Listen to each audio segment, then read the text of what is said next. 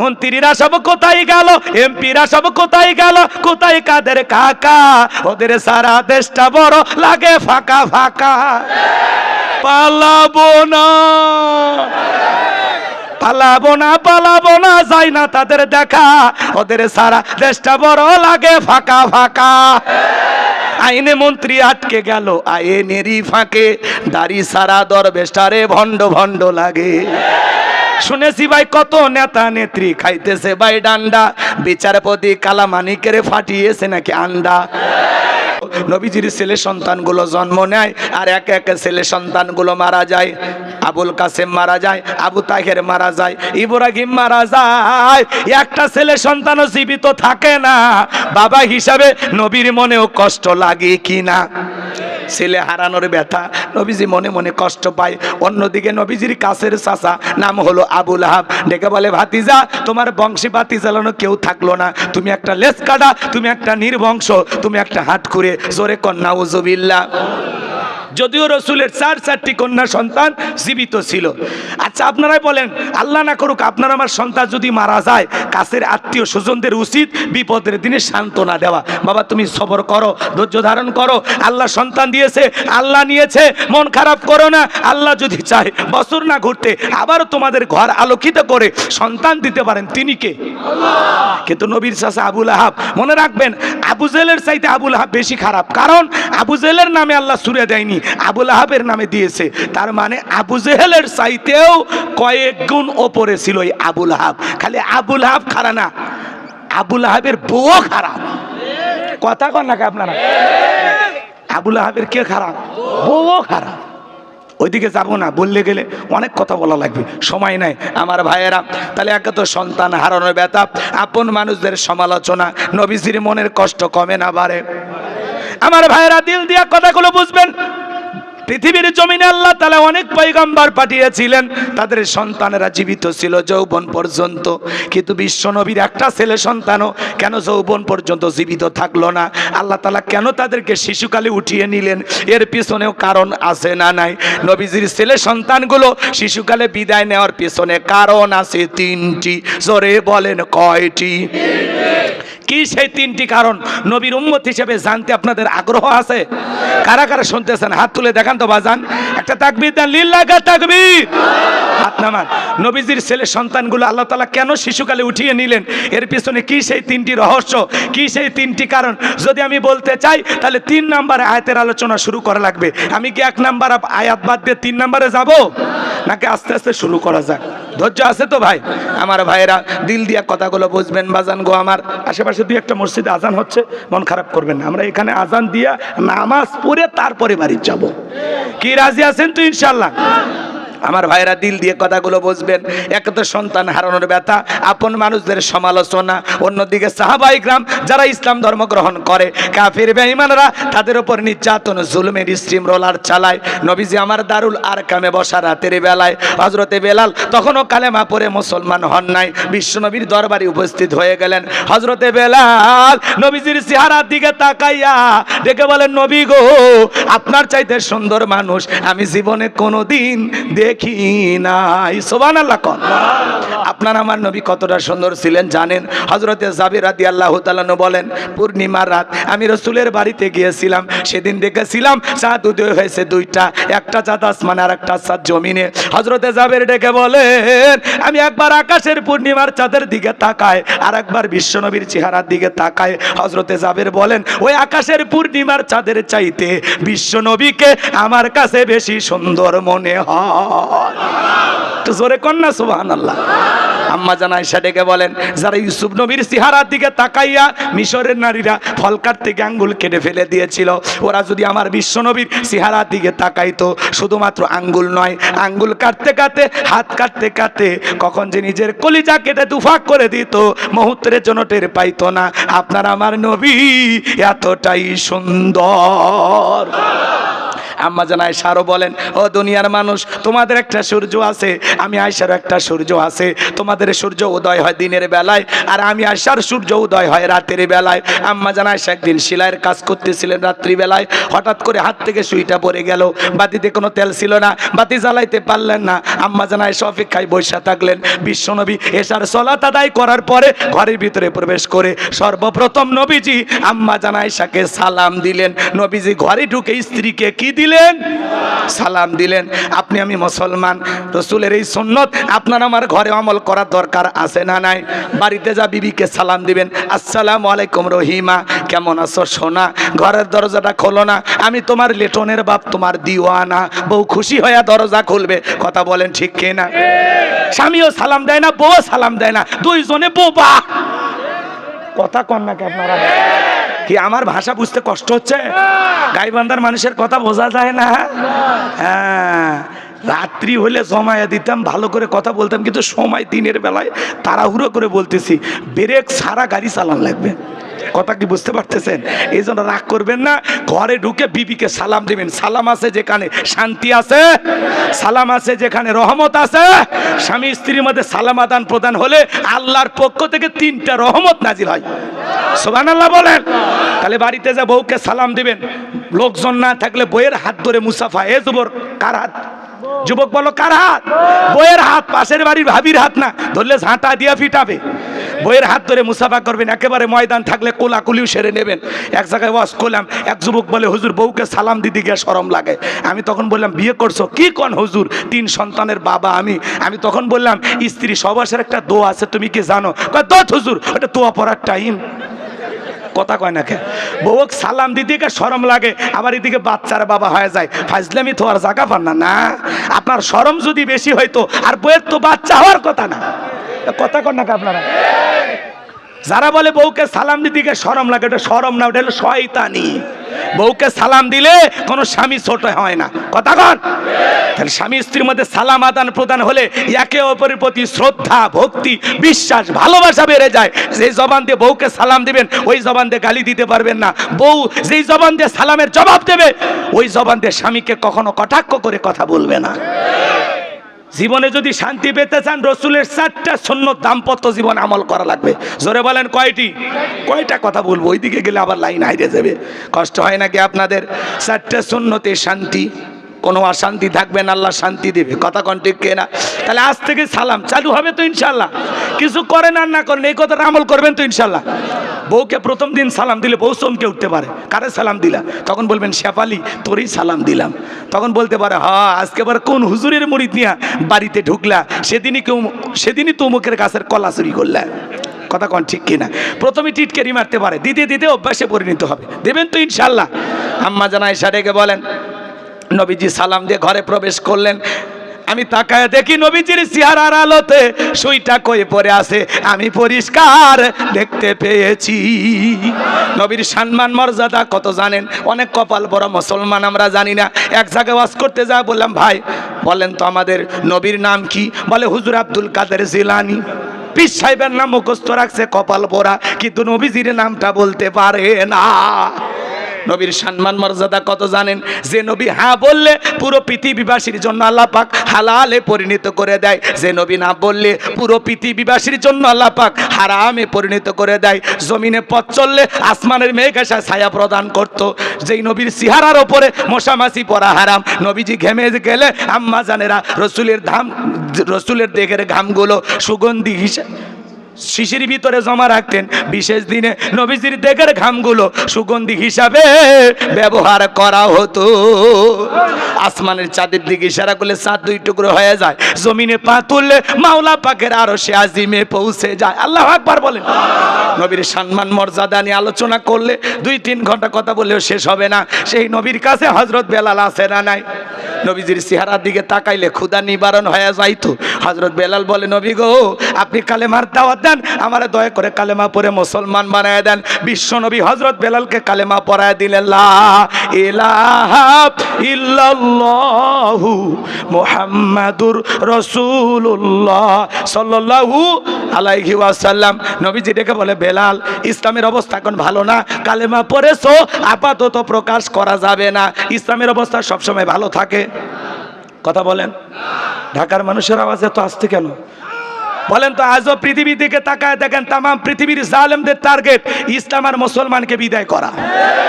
আজও ফিলিস্তিনিতে মুসলমান রক্ত নিয়ে খেলা করা হয়, ছোট্ট নিষ্পাপ শিশুর বুকে পর্যন্ত ওরা গুলি চালায়। এই ইহুদিরা হলো পৃথিবীর সবচাইতে নিকৃষ্ট জাতি। এদের ভিতরে কোনো মায়া দয়া নাই, পশুর ভিতরে মায়া দয়া আছে, কিন্তু ইহুদির বাচ্চাদের ভিতরে কোনো মায়া দয়া নাই। এরা হাসপাতাল থেকে মসজিদ, শিশু থেকে বৃদ্ধ পর্যন্ত কেউ এদের হামলার থেকে বাঁচে না। এরা এত খারাপ। কথা কন। আজও কাশ্মীরে মুসলমানের রক্ত ঝরে, ফিলিস্তিনিতে মুসলমানের রক্ত ঝরে, চীনের উইঘুরে মুসলমানকে আজও হত্যা করা হয়, আজও ভারতে গরুর গোশত খাওয়ার অপরাধে মুসলমানের উপর নির্যাতন ও জুলুম চালানো হয়। মনে রাখবেন, এই পৃথিবীর জমিনে অনেক বড় বড় জালেমকে আল্লাহ পাক বিদায় করেছেন। নমরুদ ফিরাউনের যেমন পতন হয়েছে, আজকে যারা মুসলমানের রক্ত নিয়ে হাত রাঙাচ্ছে, মুসলমানের জীবন নিয়ে খেলা করতেছে, মুসলমানদের উপর নির্যাতন জুলুমের স্টিম রোলার চালাচ্ছে, আজ হোক কাল হোক ওই জালেমদের পরিণতি নমরুদ ফিরাউনের চাইতেও ভয়ঙ্কর হবে। আমরা নিজেরা দেখেছি, আমরাও দেখেছি। আমাদের বাংলাদেশের দিকে তাকায়া দেখেন, যারা এই দেশের আলেম ওলামাদেরকে লাঞ্ছিত করেছিল, আলেমদেরকে ফাঁসির দড়িতে ঝুলিয়েছিল, নিরপরাধ এতিম মাদ্রাসার বাচ্চাদেরকে শাপলা চত্বরে হত্যা করেছিল, আজকে তারা পরাজিত। যারাই মুসলমানের রক্ত নিয়ে খেলা করবে, আলেমদের উপরে নির্যাতন জুলুম চালাবে, মনে রাখবেন মুসলমানের সাথে আছে কে? জালেমের জুলুম কখনো চিরস্থায়ী হয় না। কথা কয় না কেন? মনে রাখবেন, যৌবনের জোর আর ক্ষমতার জোর দুইটা কখনো চিরস্থায়ী না, এগুলো ক্ষণস্থায়ী। কথা বলে ঠিক কিনা? ক্ষমতার চেয়ারে যে আল্লাহ বসায়, আবার বেয়াদবি করলে থাপ্পড় মেরে চেয়ার থেকে সে আল্লাহ নামায়। কথা বলেন। বিগত 16 বছরে যারা জুলুম করেছিল আজকে আছে? সব পালিয়ে গেছে। এমপি মন্ত্রীদের 5 কোটি 10 কোটি টাকা দামের গাড়ি গ্যারেজে পড়ে আছে, কিন্তু ওরা নাই। কথা বলেন না কেন? ওরা আছে, ওরা নাই। বড় বড় কথা বলতো 41 সাল, 24 সালে ভাগ্যে কি আছে জানে না। হ্যাঁ, আজকে কোটি কোটি টাকা দামের ব্যাংকের অ্যাকাউন্টে কোটি কোটি টাকা পড়ে আছে, বিলাসবহুল বাড়ি গাড়ি পড়ে আছে, কিন্তু নেতারা নাই। কথা কন। মন্ত্রীরা সব কোথায় গেল, এমপিরা সব কোথায় গেল, কোথায় কাদের কাকা? ওদের সারা দেশটা বড় লাগে ফাঁকা ফাঁকা। পালাবো না, পালাবো না, পালাবো না, যাই না তাদের দেখা, ওদের সারা দেশটা বড় লাগে ফাঁকা ফাঁকা। আইনে মন্ত্রী আটকে গেল আইনেরই ফাঁকে, দাড়ি সারা দরবেশটারে ভণ্ড ভণ্ড লাগে। শুনেছি ভাই কত নেতা নেত্রী খাইতেছে ভাই ডান্ডা, বিচারপতি কালামানিকের ফাটিয়েছে নাকি আন্ডা। এটা আমার খবর না, মিডিয়ার খবর। এই বিচারপতি শামসুদ্দিন মালিক আল্লামা সাইদি হুজুরকে মৃত্যুদণ্ডের রায় দিয়েছিল। আমরা বলতে চাই, ওই একই ট্রাইব্যুনালে বিচারপতি মানিককেও মৃত্যুদণ্ডের রায় দিতে হবে। এই বিচারপতি মানিক বিচারকের নামে বিগত সরকারের 5টা গোলাম ছিল। কথা বলেন না কেন? তাছাড়া আজকে বিচারককে বিচারকের কাঠগড়ায় দাঁড়ানো লাগতো। এই বিচারপতি মানিক আর ঘাতক দালাল নির্মূল কমিটি মিলা এই দেশের 116 জন আলেমের তালিকা করে দুদকের কাছে জমা দিয়েছিল। আমার মতো গাইবান্দার বক্তার রোল নাম্বার ছিল 23। কত নাম্বার? আপনারা চেনেন না, ওরা ঠিকই চেনে। রাগ করছেন আপনারা? রাগ করছেন? যারা আলেমদের তালিকা করেছিল এখন ওরা করার পাতায় শুয়ে থাকে। নৌকালা 90 লাখ টাকা নিয়ে যাইছিল, ওরে পিটাইয়া ঘাটে পাঠাইয়া দিয়ে 90 লাখ টাকা নিয়ে ভেগে গেছে। এখন বিচারপতি মানিক জেলখানায়। কথা কোন ঠিক কিনা? পলকের ঝলক গেল, পলকের ঝলক গেল, থামিয়ে নেটের চাকা, ওদের সারা দেশটা বড় লাগে ফাঁকা ফাঁকা। কোথায় গেল সংসদেতে মমতাজের গান, কোথায় গেল হযরত বলা স্বামী মুসমান। 70 রাকাত তাহাজ্জুদ পড়তো, আবার মাঝে মাঝে কি যেন খাইতো। কথা কন না কে? আবার এগুলো অনেকে বললে কয় হুজুর এগুলো গীবত হচ্ছে। ওরে বাবা, জালেমদের বিরুদ্ধে কথা বললে গীবত হয় বুঝি? কথা কন না কে আপনারা? যারা এই কথা বলবে বলছেন ওরা 16 বছরের মায়া এখনো কাটেনি। কথা কন ঠিক কি না? আছে আছে, ওরা আছে। স্বামী মুসমান মাইক পাইলে বলতো খেলা হবে, খেলা হবে, আজকে পুরো বাংলাদেশের মাঠ পড়ে আছে, কিন্তু শামীম ওসমানের মতো খেলোয়াড় নাই। আসেন দুলা ভাই, খেলা হবে। ভাইগে যান কেন? কথা কন, রাগ করবেন না বাজান, অনেক কথা জমা আছে বাজান, বলার সুযোগ নাই, সময় নাই, মন খারাপ করবেন না। সামনের দিকে যাই, যে কথা বলতে চাচ্ছিলাম, ইসলামের অবস্থা সব সময় ভালো থাকে। ইসলাম মানার কারণে ইমাম মুয়াজ্জিমের নামে মামলা ছিল কিনা? কথা বলে না কেন? এমনকি অন্ধ ব্যক্তির নামে পর্যন্ত ওরা মামলা দিয়েছিল, গাড়ি পোড়ানো। অন্ধ মানুষ কোনোদিন গাড়িতে আগুন লাগাইতে পারে? ওরা যে মিথ্যাবাদী, এতটুকুই যথেষ্ট। কথা কন ঠিক কিনা? সামনের দিকে যাই বাজান গো আমার, ও ঢাকার মুসলমানেরা, দিল দিয়ে কথাগুলো বোঝার চেষ্টা করবেন। হযরত বেলাল দেখে বলে, নবী, আমার জীবনের কোনো দাম নাই, আমার মনি বোমাকে বলেছিলাম উটদুম্বা ছাগল পেশাব পায়খানা করে দেয়, এই ঘরে থাকতে আমার বড় কষ্ট হয়। ওমায় ডেকে বলে, বেলাল রে, উটদুম্বা ছাগলের দাম আমার কাছে আছে, কিন্তু তোর মতো কালো হাফসি বেলালের দাম আমার কাছে নাই। নবী গো, আপনি শুধু আমাকে দোয়া করে দেন, মৃত্যু পর্যন্ত যেন কালেমার পথে টিকে থাকতে পারি। এই কথা বলে হযরত বেলাল চলে গেলেন। পরের দিন সকালবেলা সূর্য উদয় হয়ে গেছে, অন্যান্য চাকরেরা নালিশ নিয়ে চলে গেছে ওমায়ের কাছে। যা বলে, নেতা গো, এখন পর্যন্ত বেলাল দরজা খোলে নাই, তাই নাকি? বলে, হ্যাঁ। ঠিক আছে, চলো যাই। ডাক দিল দরজায়, বেলাল দরজা খোলো। হযরতে বেলাল দরজা খোলে না, জোরে করে ধাক্কা মারছে, দরজা খুইলে গেছে। এইবার উমায়ে তাকায়া দেখে, যেই রাত্রিতে হযরত বেলাল কালেমা পড়ে মুসলমান হয়েছে, ওই রাত্রিতে একটা উটদুম্বা ছাগলের কাছে কোনো পেশাব পায়খানা নাই। জোরে কোন মারহাবা। এইবার উমায়ে ডেকে বলে, এ চাকরের দল, বিলালের বিরুদ্ধে মিথ্যা অভিযোগ দাও। তোমরা যখন ঘুমাচ্ছিলে, বেলাল তখন ময়লা পরিষ্কার করেছে, তাকায়া দেখো না একটা উটদুম্বা ছাগলের কাছে কোনো পেশাব পায়খানা নাই। যাও নিজেদের কাজ করো। ওদেরকে তাড়িয়ে দিয়া এক পা দুপা করে বেলালের কাছে চলে গেলেন। বেলাল হযরতে বেলাল রাদিয়াল্লাহু তাআলা আনহু দেয়ালে পিঠটা লাগাইয়া জিহ্বা নাড়ায়া জিকির করে কার? আল্লাহ। এইবার উমাইয়া হযরতে বেলালের কাছে যায়, হালকা করে ধাক্কা মারছে। যখন জবান দিয়ে কালেমার আওয়াজ বের হয়েছে, তখন আরবের মানুষ। এইবার উমাইয়া ডেকে বলে, বেলাল রে, তোর জবান দিয়ে কি শুনলাম, তুমি কি মুসলমান হয়েছো? হযরতে বেলাল ডেকে বলে, মুসলমান হয় যারা মিথ্যা কথা বলতে পারবে না তারা, ওয়াকুলু কাওলান সাদীদা। মুসলমানেরা হবে সত্যবাদী, মুসলমানেরা কখনো মিথ্যাবাদী হবে না। আমাদের সমাজে মিথ্যাবাদী আছে না নাই? মিথ্যা কথা বলতে বলতে চেহারা বেঁকা হয়ে গেছে, এক পা কবরে চলে গেছে। ভরা পেটও মিথ্যা বলে, খালি পেটও মিথ্যা বলে। মিথ্যা না বললে ওদের পেটের ভাত হজম হইতো না। মিডিয়ার সামনে আসা অনার্গল মিথ্যা কথা বলতো। হেলিকপ্টার দিয়ে পানি দিয়েছি, আজকে রিপোর্ট বের হয় হেলিকপ্টার দিয়ে পানি না গুলি মারছে। এজন্য র্যাবের মহাপরিচালক দুঃখ প্রকাশ করতেছে। কি বলে? খালি নেত্রী ছিল না, অভিনেত্রী ছিল। ভয় পাচ্ছেন নাকি? গাইবান্ধা থেকে এসে ভয় করেন। আপনি কিসের ভয় করেন? কার ভয় করেন? যারা পালিয়ে যায় এরা কখনো সাহসী হয় না। কথা কন। সাহসী যারা, এরা লড়াই করে, জীবন দেয়, পালায় না। ঈশ্বর চাচাকে বলতেন সৈরাচা, ঈশ্বর চাচা পদত্যাগ করে জেলে গেছে, দেশ ছাড়েনি, বাপের বেটা। বেগম খালেদা জিয়া জেলে গেছেন, এখন অসুস্থ হয়ে দেশে পড়ে আছেন, দেশ ছাড়েনি, বাপের বেটি। আর আপনি নিজের মুখে বলতেন আমি পালাবো না। গেলেন কেন? আমাদের জন্য মায়া ছিল না? এভাবে চলে যাওয়া ঠিক হয়নি আপনার।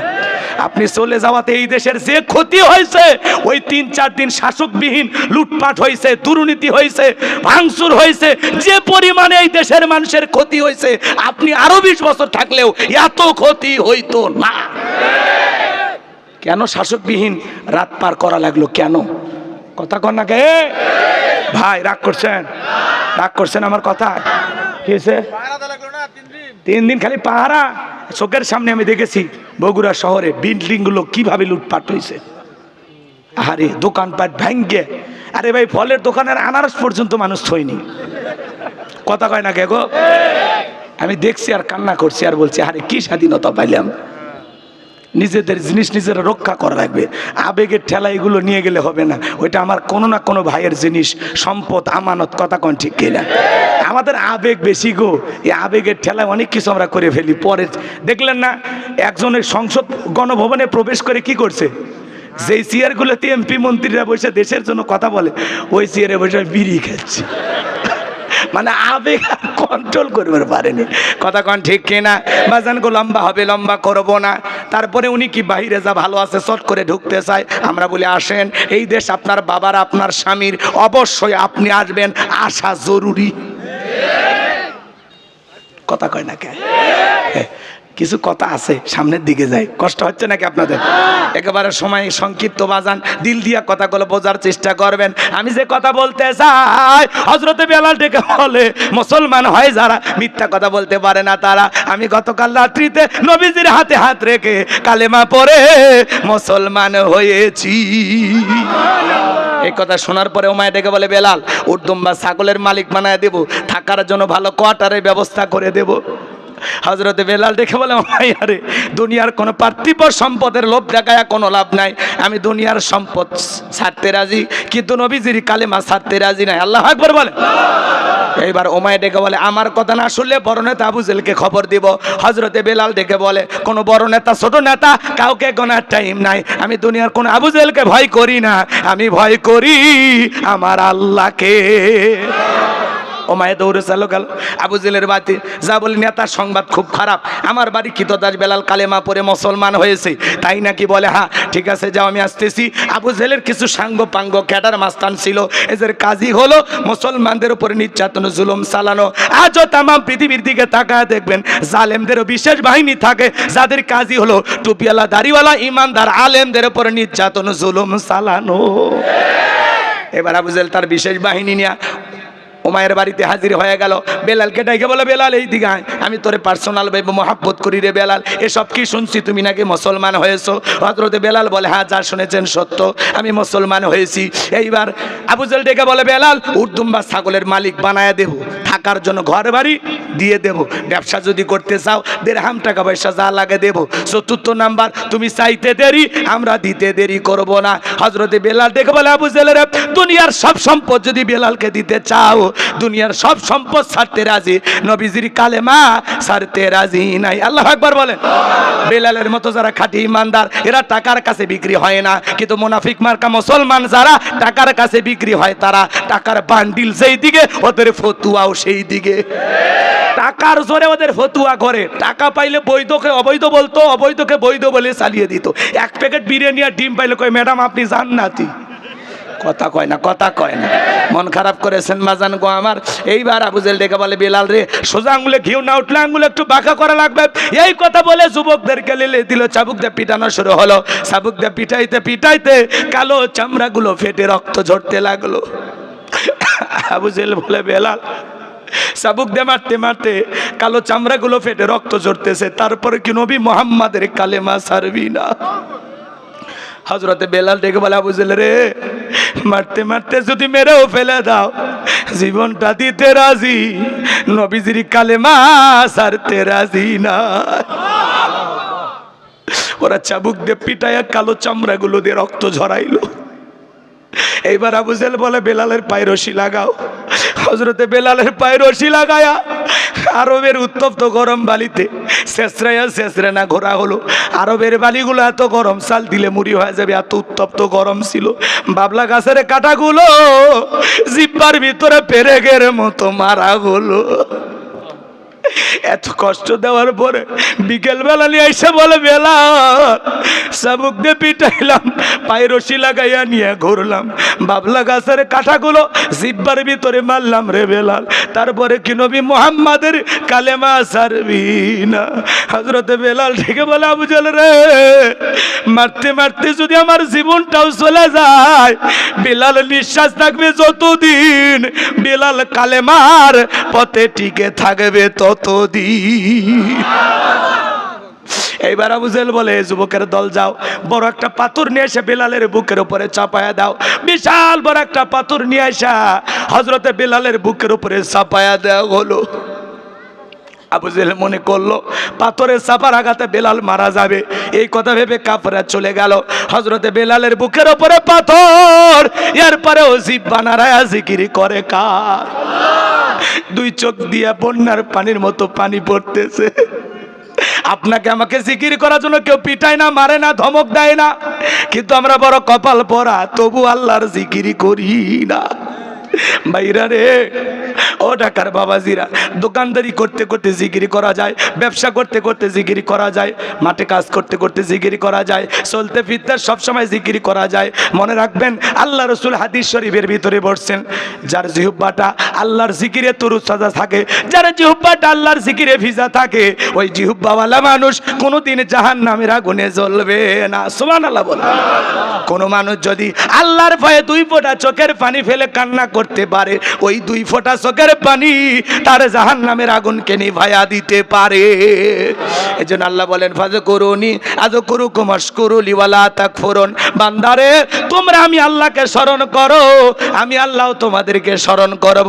কৃতজ্ঞতা প্রকাশ করো, অকৃতজ্ঞ হয়ো না। এজন্য জবানে সব সময় জিকির করব। কার জিকির করার জন্য আলাদা সময় লাগে না, ওযু করা লাগবে না, জবান সব সময় পবিত্র জিকির করবেন। সুবহানাল্লাহ, আলহামদুলিল্লাহ, আল্লাহু আকবার, লা ইলাহা ইল্লাল্লাহ স্মরণ করব তো ইনশাআল্লাহ। হযরতে বেলাল জিব্বানারা জিকির করে আর কাঁদে আর বলে, আল্লাহ তুমি তো সেই আল্লাহ, ইব্রাহিমের জন্য যদি নমরুদের আগুনকে ফুলের বাগান বানায় দিতে পারো, আল্লাহ তুমি কি পারো না? আমি বেলালের বুকের উপরে পাথর থাকার কারণে তোমার মতো মালিকের জিকির করতে বড় কষ্টকর, আল্লাহ তুমি কি পারো না বেলালের বুকের পাথরটাকে তুলার মতো নরম বানায় দিতে? হযরতে বেলাল দোয়া করতে দেরি, আসমানের মালিক আল্লাহ দোয়া কবুল করতে দেরি করে নাই। বেলালের বুকের পাথরটাকে আল্লাহ তুলার মতো নরম বানিয়ে দিয়েছে। বেলালের নিঃশ্বাসের সাথে পাথর ওঠে আর নামে। সুবহানাল্লাহ বলেন। এজন্য আপনি যখন আল্লাহর হয়ে যাবেন, আল্লাহর কাছে যা চাইবেন আল্লাহ তাই দেবে। শোনেন শোনেন বাজান, এই যখন ইসলামের অবস্থা, একদিকে সন্তান হারানোর ব্যথা, আপন মানুষদের সমালোচনা, সাহাবায়ে কেরামদের উপর নির্যাতন জুলুম, ওই সময় নবীজির মনটা ভীষণ খারাপ। নবীর যখন মন খারাপ, নবীকে সান্ত্বনা দেওয়ার দায়িত্ব কার? আর একটু জোরে বলেন কার? আমার আল্লাহ ডেকে বলে, জিবরাইল আমার বন্ধুর মা নাই, বাবা নাই রে, আমি ছাড়া আমার বন্ধুর কেউ নাই রে জিবরাইল। আমার বন্ধুর মনটা হয়েছে ভারী, আমি আল্লাহ সইতে নাহি পারি। এ জিবরাইল যা, লাহু মাহফুজ থেকে সূরা কাউসার নিয়ে যায় আমার বন্ধুর উপরে নাজিল কর তাড়াতাড়ি। আল্লাহু আকবার বল। আমার নবী ডেকে বলে, আনাস আমার মনটা কেন খারাপ তোমরা জানো? কিন্তু আমার মুস্কি হাসি দেওয়ার কারণ হলো, এই মাত্র আসমান থেকে জিবরাইল এসে আমার উপরে সূরা কাউসার নাজিল করলো। নবীজি তখন আনন্দে আত্মহারা হয়ে সাহাবায়ে কেরামদেরকে শোনায়া দিলেন, ইন্না আ'তাইনাকাল কাউসার ফাসাল্লি লিরাব্বিকা ওয়ানহার ইন্না শানিয়াকা হুয়াল আবতার। আল্লাহু আকবার। 1 নম্বর আয়াতে আল্লাহ তাআলা বলেন, ইন্না আ'তাইনাকাল কাউসার, অবশ্যই আমি আল্লাহ পাক আপনাকে হাউজে কাউসার দান করেছি। ইন্না আ'তাইনাকাল কাউসার, নিশ্চয় আমি আল্লাহ পাক আপনাকে হাউজে কাউসার দান করেছি। পৃথিবীর অন্য কোন নবী রাসূলকে আল্লাহ পাক হাউজে কাউসার গিফট করেন নাই, আপনার আমার নবীকে আল্লাহ পাক হাউজে কাউসার দান করেছেন। সুবহানাল্লাহ বলেন। এই হাউজে কাউসারের পানি মধুর চাইতে মিষ্টি, দুধের মতো সাদা, পানির চাইতে ক্লিয়ার। ওই কঠিন কিয়ামতের ময়দানে যেদিন বিচার দিবস কায়েম হয়ে যাবে বাজার, যেদিন পাহাড় পর্বত নদী নালা খালবিল বিল্ডিং আমারও ঢাকা শহর রাজধানী কোনো কিছু থাকবে না। কুল্লুমান আলাইহা ফান, পৃথিবীর সব কিছু আল্লাহ তাআলা ধ্বংস করে দেবেন। ওই দিন বেঈমানদের জিহ্বা কুকুরের মতো চলে আসবে নাভি পর্যন্ত, সূর্য সহাত মাথার উপরে চলে আসবে, জমিনটা তামার জমিন হয়ে যাবে। যেদিন মা তার সন্তানের পরিচয় দেবে না, স্বামী স্ত্রীর পরিচয় দেবে না, ভাই ভাইয়ের পরিচয় দেবে না, যেদিন আল্লাহর আরশের ছায়া ছাড়ার কোনো ছায়া থাকবে না, ওই ছায়ার ভিতরে আল্লাহর শাস্তির মানুষকে ছায়া দান করবে। সেখানে আল্লাহর ভিআইপি বান্দারা আল্লাহর ছায়া পাইয়া কিয়ামতের ফাইনাল খেলা উপভোগ করবেন। জোরে বলেন মারহাবা। দরকার নেই, দরকার নেই। হাইরে এলে মিডিয়াতে পৃথিবীর অন্য রাষ্ট্র দেখবে আর বলবে, হাইরে বাংলাদেশ এত গরিব এখনো হাত পাকাতে হুজুরক বাতাস করতেছে। দরকার নাই বাবা, আমি ইজ্জত রাখো, ইজ্জত রাখো। রাগ করতেছেন আপনারা? এগুলো দেখতে দৃষ্টিকটু লাগে না? এগুলো কি এখন চলে? খুব মহব্বত করলে সাইড থেকে ফ্যান দেয়। আমি হয়তো বলতেছি না, একটু ঘামে যায়, টাকাটা হালাল করা লাগবে তো। কথা কয় না? কষ্ট হচ্ছে আপনাদের? হ্যাঁ ভাই কি বলবো, রাত পাইলে আপনাদেরকে আলোচনা প্রাণ ভরে শুনাই তো কষ্ট হয়, কষ্ট হয়। একটা তাকবীর দেন না বাজান, লিল্লাহে তাকবীর। আমার ভাইয়েরা ভালো করে বোঝার চেষ্টা করবেন বাজান, ওই কঠিন কিয়ামতের ময়দানে মানুষ দলে দলে বিশ্ব নবীর কাছে যাবেন হাউজে কাউসারের পানি পান করার জন্য। কিছু মানুষের সামনে আল্লাহ তাআলা চোখের উপরে পর্দার আবরণ তৈরি করে দেবেন। আমার নবী তখন ডেকে বলবেন, আল্লাহ সংখ্যায় আমি আমার অনেক উম্মতকে দেখতে পাইলাম, কেন জানি কমে গেল, আমি বুঝতে পারলাম না। আমার আল্লাহ ডেকে বলে, বন্ধু পাইকারি দরে সবাইকে আপনি হাউজে কাউসারে পানি পান করাইতে পারবেন না। দুনিয়ার জীবনে দুইটা অপরাধ করেছিল যারা, হাউজে কাউসারের পানি পাবে না তারা। কয়টা অপরাধ? দুইটা অপরাধ। কি কি জানার দরকার আছে না নাই? এবার দিল দিয়ে কথাগুলো বোঝেন। নবীজি হাউজে কাউসারা পিয়ালা নিয়ে দাঁড়িয়ে থাকবেন। শোনেন শোনেন, হযরত আবু বকর সিদ্দিক পিয়ালাগুলো ভরাইয়া দিবেন, মাঝখানে দাঁড়িয়ে থাকবেন হযরত ওমর। হযরত ওমর বিশ্ব নবীর হাতে দিবেন, আর নবীজি তার আদরের উম্মতদেরকে খুঁজে খুঁজে হাউজে কাউসারের পানি পান করাবেন। রাসূলের হাতে এক পেলা হাউজে কাউসারের পানি পান করলে জান্নাতে ঢোকা পর্যন্ত তার আর তৃষ্ণা লাগবে না। বলুন সুবহানাল্লাহ। কিয়ামতের কঠিন দিন, একদিন হবে 50,000 বছরের সমান। তাহলে ওই কঠিন দিনে নবীজির হাতে হাসরের ময়দানে খালি পানি পানি বলে মানুষ চিৎকার মারবে বাজান। নবীজির হাতে ওই দিন হাউজে কাউসারের পানি কারা কারা পান করতে চান? দুইটা হাত তুলে আল্লাহকে দেখান। আল্লাহ আমাদের সবাইকে কঠিন কিয়ামতের ময়দানে নবীজির হাতে হাউজে কাউসারের পানি পান করা তৌফিক দান করুন। জোরে বলুন আমিন। আরেকটু জোরে বলুন আমিন। আল্লাহ সেই সৌভাগ্যবান ব্যক্তিদের তালিকা আমাদের নামগুলো কবুল করেন। হাত নামান। পানি চাইলেন আর পাইলেন, অত সহজ কথা কয় না কে ভাই? আমার কথা কি বোঝেন? আমার ভাষা একটু কম বেশি হতে পারে, উত্তরবঙ্গের মানুষ, আমার বাড়ি গাইবান্ধা, একেবারে গরিব এলাকায় বাড়ি। কষ্ট হয়, কষ্ট হয় বাজান। শোনেন শোনেন শোনেন শোনেন শোনেন, হাউজে কাউসারের পানি চাইলেই পাওয়া যাবে না, এর জন্য কষ্ট করা লাগবে। আমি আপনাদের এলাকায় আসলাম, উদাহরণ দিয়ে কথা বললে ভালোই তো, কিন্তু ওইদিকে সময় না। একটা ছেলের হাতে কিছু চকলেট দিয়ে বললাম, বাবা এক বাতা পানি আনো। ওই ছেলেটা চকলেট পায়ে মারছে দৌড়, মাঝপথে আচার খাইয়ে পইরে গেছে, হাঁটু ছিলে গেছে, রক্ত বের হয়ে গেছে। চকলেট থাকার কারণে উইটে পানি ভইরে বদনা নিয়ে আমার সামনে হাজির। আমি তখন বললাম, বাবা এই পানিটার দিকে মাঝপথে পড়ে গেছো, আচার খাইছো, ব্যথা পাইছো, রক্ত বের হয়েছে। তখন ওই চকলেট থাকার খুশির কারণে বলতেছে, আমি এরকম কত পড়ে যাই, আমার কিছুই হয় না। কথা কন না কেন? ওই কঠিন কিয়ামতের ময়দানে নবীজির হাতে এক পেলা হাউজে কাউসারের পানি আর আল্লাহর আরশের নিচে ছায়া যদি ভাগ্যে জুটে যায়, কিয়ামতের কঠিন দিন তাদের কাছে কঠিন হবে না, আল্লাহ সহজ করে দেবে।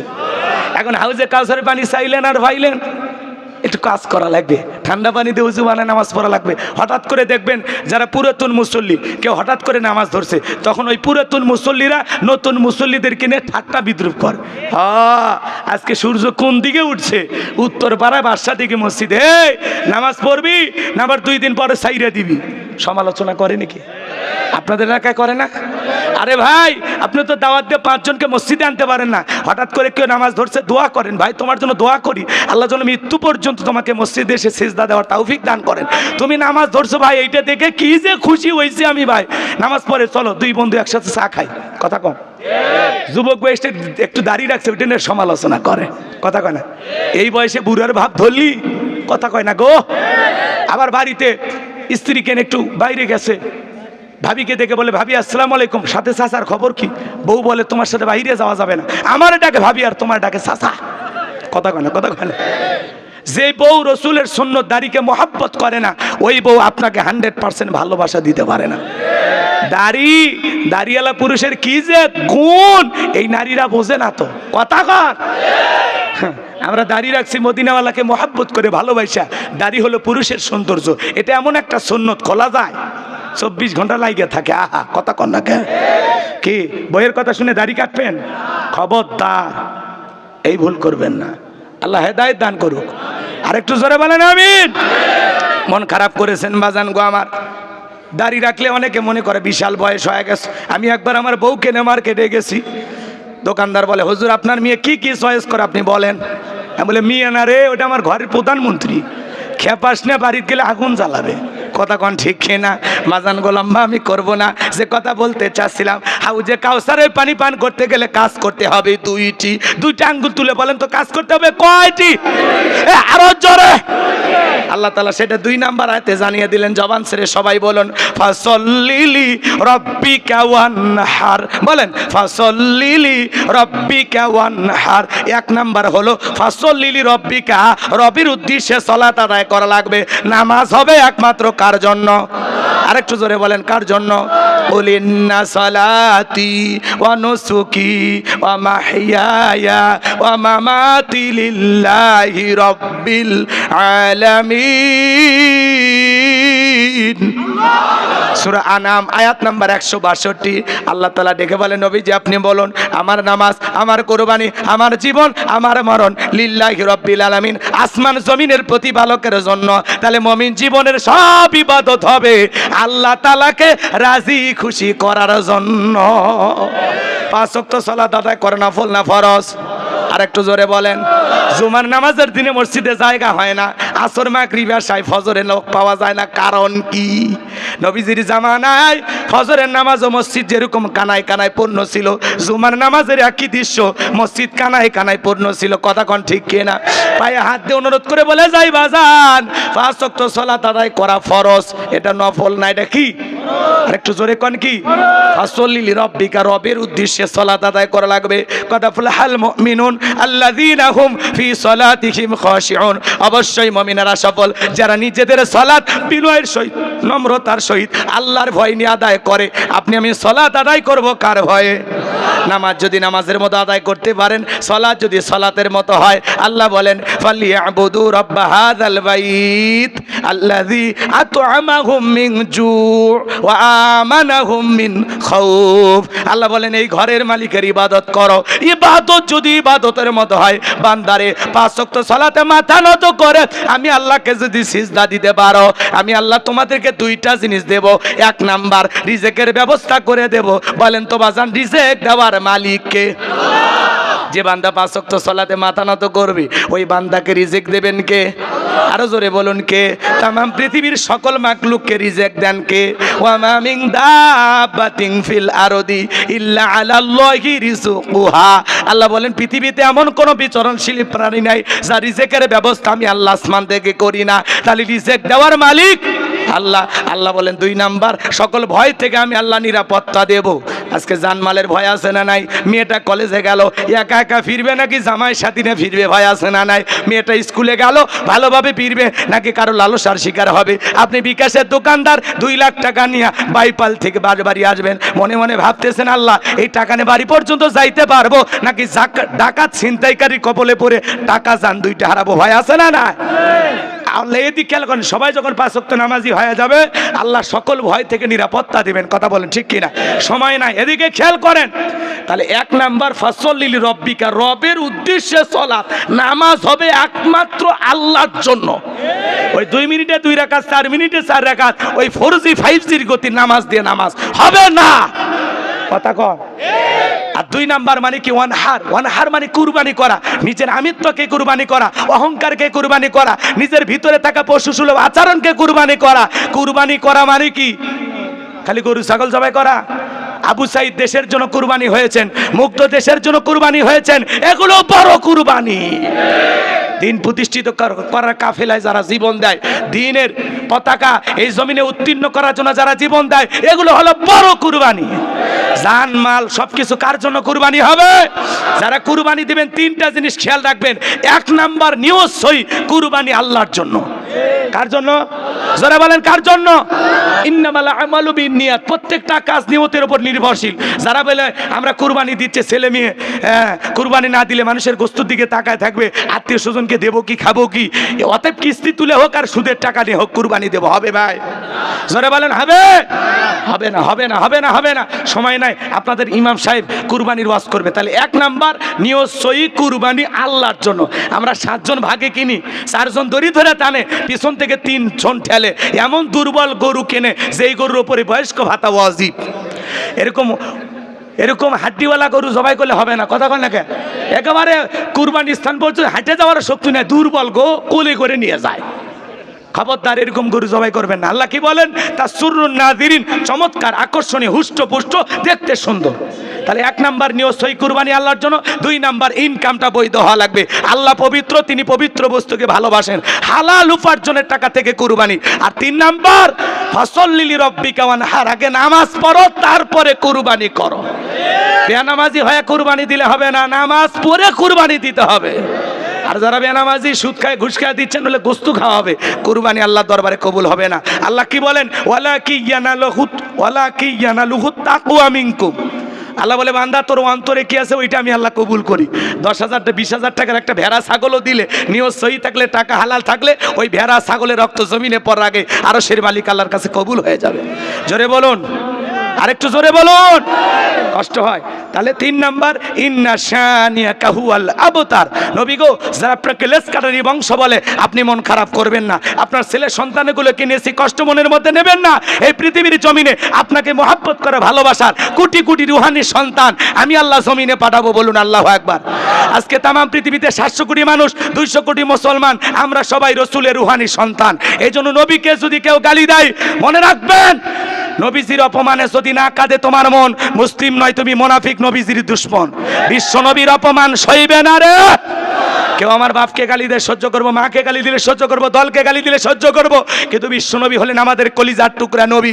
নবী কেনে যদি কেউ গালি দেয়, কুরুচিপূর্ণ মন্তব্য করে, ওই নাস্তিক বেঈমানের বুকের উপরে চৈরা জিহ্বা টান দিয়ে সিরিয়া কুকুরকে খাওয়ায় দেব। নবীজির অপমান মেনে নেওয়া হবে না। নবীজির জন্য জীবন দিতে কারা কারা প্রস্তুত? হাত তোলেন। লিল্লাহি তাকবীর। সময় নাই। যারা নবীকে নিয়ে বাজে মন্তব্য করে, মনে রাখবেন নবীর চরিত্রের সার্টিফিকেট দিয়েছেন কে? আল্লাহ বলেন ওয়া ইন্নাকা লাআলা খুলুকিন আযীম। নবী হলেন পুত পবিত্র মহান চরিত্রের অধিকারী। বলুন আল্লাহু আকবার। যে নবী 63 বছরের জিন্দেগিতে একটি মিথ্যা কথা বলেননি, এমন বিশ্ব রেকর্ড পৃথিবীর আর কোন নেতার আছে? জোরে বলেন আছে? সেই নবীকে নেতা মেনে, আদর্শ মেনে আমরা আমাদের জীবন পরিচালনা করব ইনশাআল্লাহ। ওলীদ বিন মুগীরা নবীকে গালি দিয়েছিল, আল্লাহ আয়াত নাজিল করে বলেন উতুল্লিম বাদা যালিকা জানিম। এই ওলীদ বিন মুগীরা হলো পিতৃ পরিচয়হীন জারস সন্তান। আজও দুনিয়ার জমিনে নবীকে গালি দেবে যারা, জারস সন্তান তারা। ওরা বাস্টার্ড, ওরা অবৈধ মায়ের অবৈধ সন্তান। এই জন্য নবীজির ব্যাপারে কোনো আপোষ চলবে না। আমার ভাইরা, সময় না থাকার কারণে বিস্তারিত বলতে পারলাম না। ওলীদ বিন মুগীরার মায়ের ঘটনা, ঝর্ণার কথা বলতে যা নারীদের ওয়াজ করতাম, কিন্তু আজকে সময় নাই। আসরের নামাজ দিয়ে করবতি। যদি পারেন আমার গাড়িতে গেলে আমার লেখা একটা বই পাবেন। মঞ্চে আছে সাদিক? মঞ্চে নাই? আমার গাড়িতে একটা বই আছে, শেষ বিদায়। একজন মানুষকে কিভাবে নবীর তরিকায় বিদায় করতে হয়। মৃত ব্যক্তিকে চুমা খাওয়া জায়েজ না হারাম? স্বামী স্ত্রী মারা গেলে একে অপরকে গোসল করাইতে পারবে কিনা? মৃত ব্যক্তিকে চুম্বান খাওয়া যাবে কিনা? আত্মহত্যা করা মারা গেলে তার জানাজায় যাওয়া যাবে কিনা? হ্যাঁ, জান্নাত জাহান্নাম আখিরাত সম্পর্কে, কবরে সলজর সম্পর্কে 76 পৃষ্ঠার বইটা 2টা গজল লেখা আছে।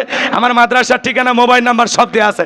যদি পারেন স্মৃতি হিসেবে আপনারা নিয়ে যাবেন। আল্লাহ যুবকদেরকে কেনা তৌফিক দান করুন। 50 টাকা হাদিয়া দিয়া বইটা সংগ্রহ করবেন আপনারা ইনশাআল্লাহ। আর যাদের ওযু আছে এই মসজিদে নামাজ পড়েন, বাইরেও একটা জামাত করতে পারেন। যতটুকু আলোচনা হয়েছে বক্তা শ্রোতা সবাইকে আল্লাহ পাক বাস্তব জীবনে আমল করার তৌফিক দান করে। যুবক, আজে বাজে উপন্যাস কিনে লাভ নাই। প্রেম কেন কাদাই যৌবনের মৌবনে, অভিশাপ্ত রাত মিলন হবে কতদিনে। এগুলো উপন্যাস কিনলে চরিত্র ধ্বংস হয়ে যাবে। রসুলের একটা সিরাত গ্রন্থ জীবনে কিনে রাখবা, শুরু থেকে শেষ পর্যন্ত পড়বা। আর যদি পারেন হাদিয়া দিয়ে নিয়ে যাবেন ইনশাআল্লাহ।